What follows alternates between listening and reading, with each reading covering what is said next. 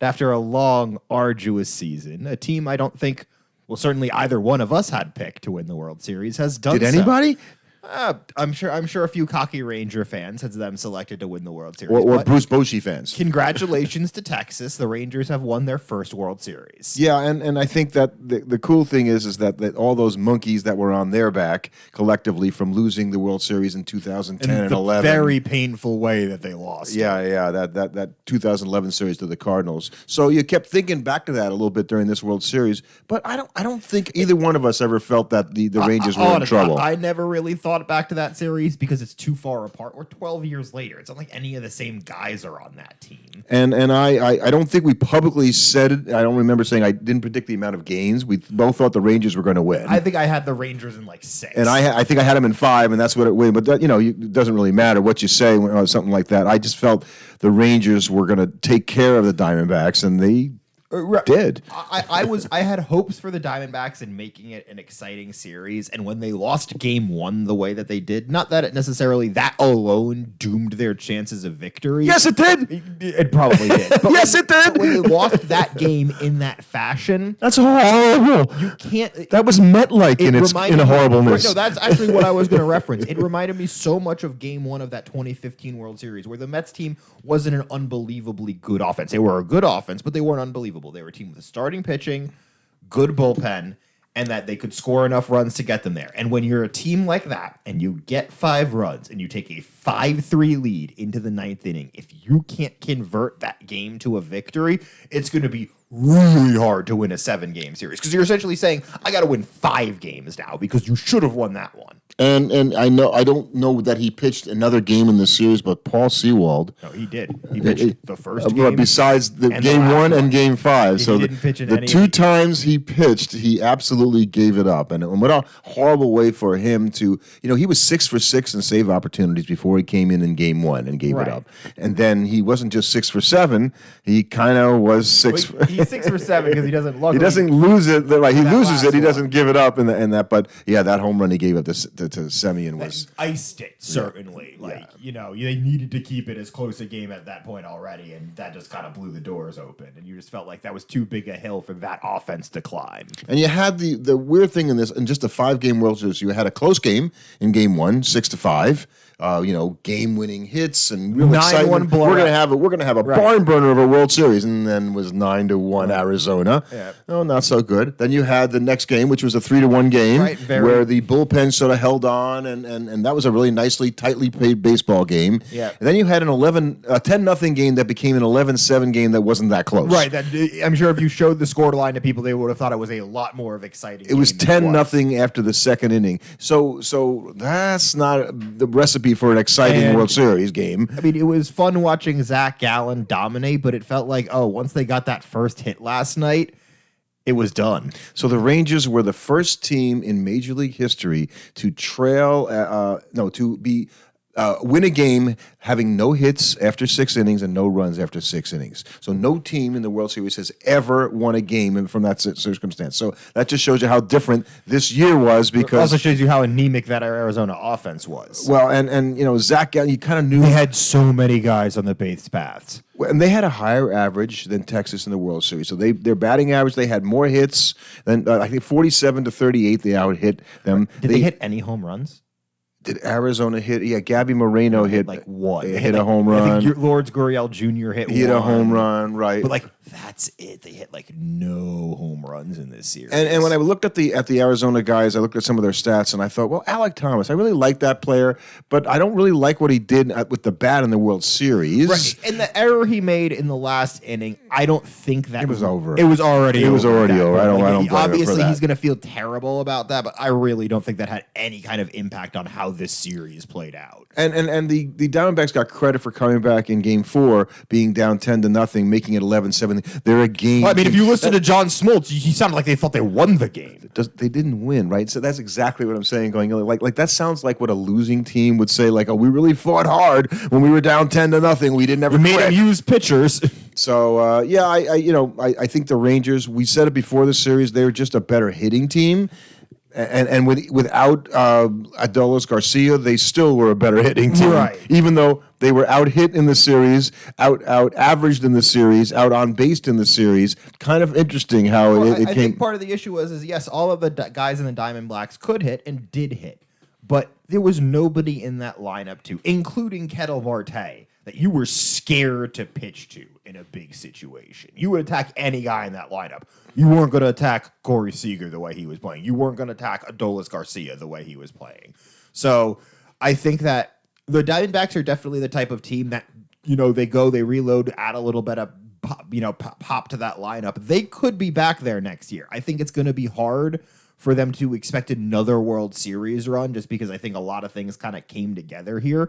But it's hard for me to believe that team won't be competing for a playoff spot next season. Well, I would go there, but I would say that you also could look at it from the standpoint of they got the most performance out of Merrill Kelly that they could have ever expected. Yeah, the most performance out of Kevin Ginkel. And Kevin Ginkel. Now, Zach Gallen had a really good game last night. Wasn't quite good enough. Not his fault, obviously, that they didn't score any runs for him. Brandon Pfaadt did not have a good Didn't have a great start, but so they certainly need more pitching. But because they already got what you might consider to be pretty great pitching, I think it was the bullpen game that they went for in Game 3 that really Game 4. I'm sorry, in Game 4 that killed him. I mean, Andrew Haney goes out and throws 5 innings, that was just brutal. right, and so they were in such good shape after that, and that was such a testament to the fact that the Diamondbacks go, we don't really have anybody, so they were a team that was devastated by injuries to their pitching staff all season. So the fact that they got as far as they did is sort of a testament to how well the bullpen and the starting pitchers came together to kind of lift them through that. But once they got down in that bullpen game, that was the writing on the wall that this was done. Because if you were already down 3-2-1 in that when you're going into that bullpen, you had to have that game. Have that game. Yep. And so when you got down early, you're like, oh no, we're gonna have to burn a ton of our bullpen guys already in this game because it's a bullpen game, and we're gonna lose it. And now tomorrow's a must-win game. And their guy, who wasn't supposed to pitch that long, pitched 5 innings and didn't burn their bullpen to boot. Right. So, they were able to bring in Game 5 Josh Spores, and he pitched the 2 innings, and he didn't have to go back to Leclerc, who they pretty much exhausted by the time Game 5. So they were pretty happy. Even though they were warming the guy up, you could just see, they were hoping not to have to use him. Yes, we don't want to. This poor guy, he can pitch the next game, but there hopefully won't be one. And there wasn't. And I think ultimately, the worst thing about this World Series is Game 3 made it feel like it was already decided. Mm-hmm. Like you were sort of just watching them play out the motions, and it felt like, Arizona's going to lose this thing. Texas is going to win it. We just have to play out the remaining games. Would you put any credence? So I started looking at thinking, there were a lot of, in my mind, unsung heroes for Texas. Not Adolis Garcia, not Corey Seager. I don't know and how Marcus. You can call them unsung heroes. They're not unsung heroes. But I think you might be able to talk about guys, that pitch for them. We talked about Josh Spores. Like that guy kind of came out of nowhere and really contributed in a way that they didn't. Even Evan Carter, probably he's not a household name. The guy had 23 games. Right, he's also a rookie. And now he's going to be much more of a household name. But in that's not what you. So for a team to win, the point is the World Series. Arizona really didn't have any of those guys. Well, did anybody do that in the World Series? That's the difference between being the World Series champ and not. You're going to have those guys. Like we were talking about this. Like if the Mets went on a run to the World Series this year, we would be singing praises about how Tommy Hunter's contributions to the Mets were invaluable. Or Louis Guillorme or somebody like that. You mythologize these bit players on your team because in a World Series run year, that's when you get the absolute best out of those guys. That's how you get to the World Series. Because the best players are generally going to play well for whatever team they're on, regardless of the team is good or bad. Look at Ohtani. Look at Lindor this year. They're going to perform regardless of the guys around them. But it's the years where the other guys on the team step up and perform big for you. And then in the World Series in particular, right? So you go down the list of Rangers that John Gray, man, that was a big addition he gave to them when he came into the game and gave them those 5 innings. Unsung hero in that. Josh Young playing really good defense at third, making a couple really big plays. And I talked about Josh Spores. So they have these guys, even Mitch Garver, right? I mean, did anybody really expect Mitch Garver to be a significant player in the World World Series? He was, but I don't think people would have thought that we'd have had a home run and ostensibly the game-winning single. If you paid attention to Texas, you knew Mitch Garver was a good, but I don't think the average fan certainly would have thought. And so they had all these guys. Well, I think that's what you know. The average fan, this was a boring World Series. Yeah, I'm afraid you're right. It was a boring World Series, and that is exemplified by the lack of TV viewers that this World Series saw. The first 3 games were about as bad as it's been in years. Viewership we've had. 8 million fans or so watched it, and so for baseball is a regional sport, and these were 2 teams that are unfortunately right next to one another.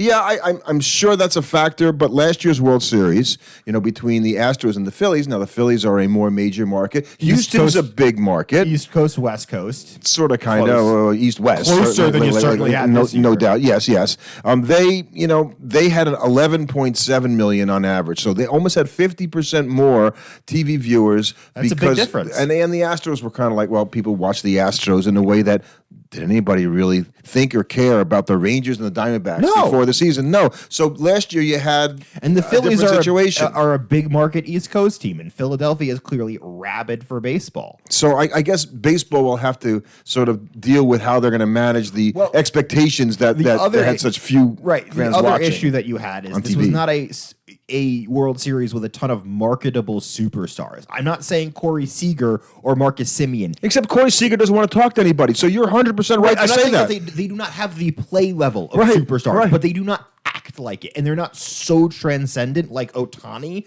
that just him being in the World Series. It's like, let's put it this way. If you put the Los Angeles Angels versus the Philadelphia Phillies in this World Series, I guarantee you draw more than 8 million fans. I guess Max Scherzer would have been the front and center media star for Texas had he pitched a little bit 3 years ago. And what I'm saying, but he didn't even pitch, so he can't be there. But in the presence of the notable players who's going to take the microphone for Texas, they don't really have anybody. Arizona really doesn't have anybody, whereas last year... the household name. You had Bryce Harper. Mm-hmm. You had Justin Verlander. Jose Altuve. Yeah, you had all these guys, so people wanted to watch for those personalities and their bigness, and you didn't have that, which makes for, as you pointed out, a boring World Series. World Series that the people that are watching that are not Ranger and Diamondback fans are just rabid baseball fans that want to watch because it's the World Series, and they were going to be watching anyway.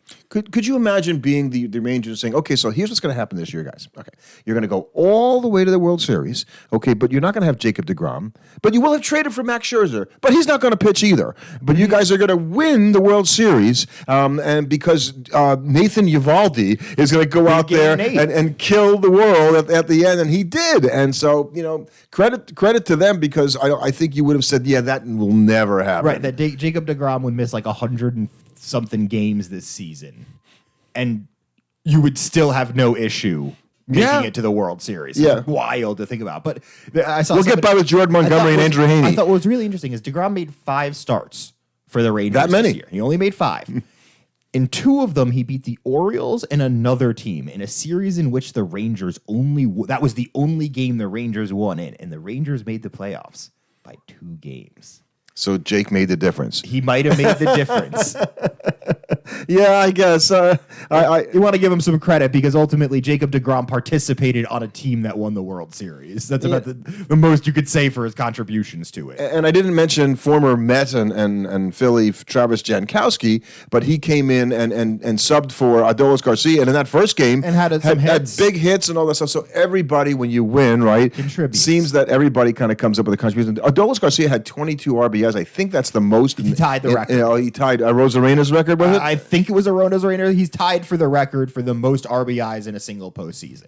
Now, I think one of the things that's confusing to fans is every year you hear about these guys setting records for the most amount of X in a postseason. You got to understand the reason for that is guys just play way more games nowadays. So Adolis Garcia getting 22 RBIs in the postseason when he played a 7-game championship series is not as impressive as when there was literally only one World Series. Right. And so these guys, get so many more opportunities. I'm not saying he wasn't big for them. So many more opportunities, but the other guys, you would argue, did it on even bigger stages. Well, they had less games to do. They were doing at the, in the NLCS or just the World Series alone. Right. At that point. So you'd think the states are bigger. And of Eovaldi, we talked about, he joins Randy Johnson, Francisco Rodriguez, and Steven Strasburg as the 4th pitcher to win 5 games games in a single postseason.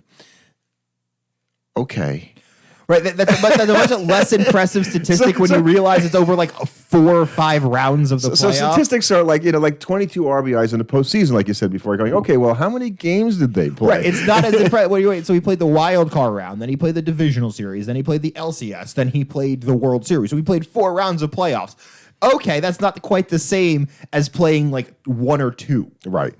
Now, Corey Seager, on the other hand, became the 4th player to win 2 World Series MVPs. And he's done it with 2 different teams. And so he's only the 2nd player to do that. Who's the other player that did it for 2 different teams?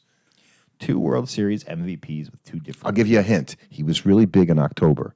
Reggie Jackson. Yeah, exactly. So I think that was pretty cool. And Bob Gibson and Sandy Koufax did it, which is really cool that Koufax did it in 63 and 65 and Gibson in 64 and 67. So you had that stretch of time where those 2 guys dominated the World Series as pitchers. And that was just before the year of the pitcher in 1968, and then they lowered the mound. It all makes sense now. Yeah. So, yeah. Maybe the mound being that high was a bit too much of an advantage. But I think you would be arguing now that maybe, like, I saw something interesting that saying the Diamondbacks had to do the bullpen game in Game 4, right? And Tyler Kepner, before you go in there, so Tyler Kepner wrote a whole article in The Athletic of how that doesn't feel right. Like, should the World Series not have a bullpen game? Right. Does that feel right? It doesn't feel right, but they kind of have to do it now because I think one of the things you're going to see in shifting is that one time through the lineup guys. I think that's the way of the future, that you have guys on your team that they go once through the lineup, and however many innings they give you 3, they give you 2, that's what you do with them. And you're going to have an army of 3-inning pitchers because if you had a couple of those guys in your bullpen instead of just having to do a full bullpen game like you did. Don't you think the Rangers went out with Andrew Heaney with that thought going, well, he'll only pitch an inning or 2. Well, he got through that inning. Well, let's throw him out there again. I'm sure that, and they're thinking, oh, we're up now. Yeah, keep him going. Maybe you can pitch another inning. Right, just keep going until we feel like there's a reason to pull you out of the game. So I think that, yes, Arizona did that. They had to go to it because here's the thing. They didn't have a better option. Do you think that, you're telling me that Arizona was like, yeah, I think Joe Mantiply into Miguel Castro is the absolute, like, if there was another pitcher on their team that was better than that option, they would have gone with it. And the way they used Dane Dunning kind of puzzled me a little bit because he kind of came in I don't want to mop up duty is not the right thing to say. The Rangers guy. The Rangers guy. So Dane Dunning had a nice year because he pitched a lot more because Jacob deGrom didn't pitch with them. Right. And he pitched all season. He pitched effectively. I thought he was a pretty good pitcher with a lot of guts. And like they didn't trust him. They didn't trust him, give him a start. I'm just saying, anytime you describe a pitcher with a lot of guts, that's not exactly he pitched well this year, though. Right, no, but I'm just saying, if you're getting described as, well, he has a lot of guts, it's basically saying, well, your stuff's not that good, so you have to gut it out a lot. Yeah, that probably would be true also, I think, in his case. I mean, like, it's like you don't want to, if I'm a pitcher, the last thing I want to be described as having a lot of guts, because that probably means there's a lot of guys on the bases. And it was a World Series that had, you mentioned Josh Young already, and we mentioned Evan Carter, rookies, because Moreno and Corbin Carroll, I mean, that's a lot. And Alec Thomas is only a second-year player. You got a lot of really young talent on those teams. Reason to think that these teams will be good for a few years now. And I think the biggest problem for both of them is they're both in really good divisions. Yeah. If you're the Rangers, you got to deal with the Astros and the Mariners next season. If you're the Diamondbacks, you got to deal with the Dodgers, and you have to assume a resurging Padres team. Because it's kind of hard to believe they'll be as bad as they were this year. Of course, if you're the Rangers, you also have to deal with the A's and the Angels. So there's the other side of that coin. The Rockies, if you're the exactly. Well, to that point, because the Rockies lost 100 games this year, and they're one of the 5 teams now remaining that has yet to win a World Series. So would you think, since we had 2 teams that lost 100 games just 2 seasons ago, if you had to pick 200 lost teams to be in the World Series 2 years from now, who would those teams be now? Well, who are your 100 lost teams? You got the Royals, the A's. That's right. Keep going. The Rockies. The White Sox. The White Sox. Okay, and obviously the Rockies. And the Rockies, right.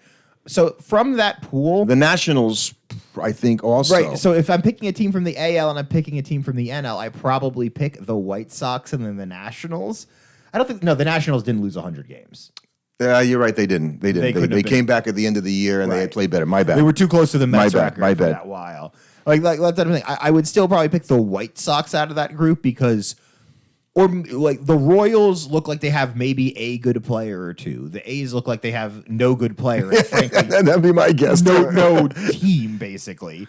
The Rockies, just that ownership group is such a mess. Not that Jerry Reinsdorf and I just think the Rockies, as we always talk about them going, until you figure out a way to get either a team of mashers 1 through 9, right, that you're just going to outscore everybody. Right. The White Sox have you're never going to win. They have good players on that team already. They've just been mired in I think the funk of hiring Tony La Russa, and then that's like a cloud that's been hanging over that organization for years at this point. So Casey and Washington, that's kind of what I was thinking if I had to pick two. Or the Rockies and the White Sox are not the Rockies, right? You're not picking the Rockies. Not the A's, not the Royals. So the White Sox or Casey and Washington would be your pick. Probably the pick. And 2 years from now, to think about them turning it around that quickly. Well, you look at a team like the Nationals. They have a lot of good young talent on that team. They do. So all it takes is one of those guys blossoming faster than you expect, that can change the team. Now, again, the Nationals' problem is they play in the NL East, and there's a lot of good teams in the NL East. I mean, you're going to have another year next year where you have 4 teams that are pretty playoff hopeful. Do you think the Mets are one of those good teams? I'm counting.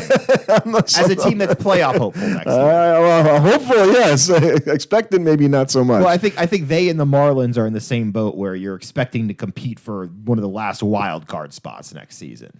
So I wanted to ask you something else that I heard. So Steve Phillips on the leadoff spot on Sirius was talking about he'd like to see it be different, the playoff, that I'd like to not give the wild card teams all this time off. And so after the season's over, Sunday, you play the wild card series immediately Monday. If you want days off, win your division, is what he said. That's an interesting argument. I'm not totally. It also shortens the wait for the division winning teams. So here's how we did. I still can't figure out how you do it though. So if you have a 2 out of 3 wild card, and that's done Wednesday now, okay, and now you go right into the next round on Thursday. So the wild card teams have to go to the. I think you would give 1 day off. But and you might do that only because you do have a division winner in there who's playing the lower seeded wild card team. You start the wild card series on Monday after the last game of Sunday. You play Monday, Tuesday, Wednesday if needed. You have an off day Thursday no matter what. Yep, you could do that. Division series begin on Friday. And so if you're a division winning team, you have 4 days off at most. And I feel like that's not as big as an imposition as having a full week off. If you got through the All-Star break, okay, and that's about the same length, you'll be fine getting through that. So and the way that works out, and he also suggested that the division series become a best of 7. And so now it gets long. Now it's really long. That's the problem, right? Because you went Friday, Saturday, then you're off Monday, Tuesday, Wednesday, Thursday.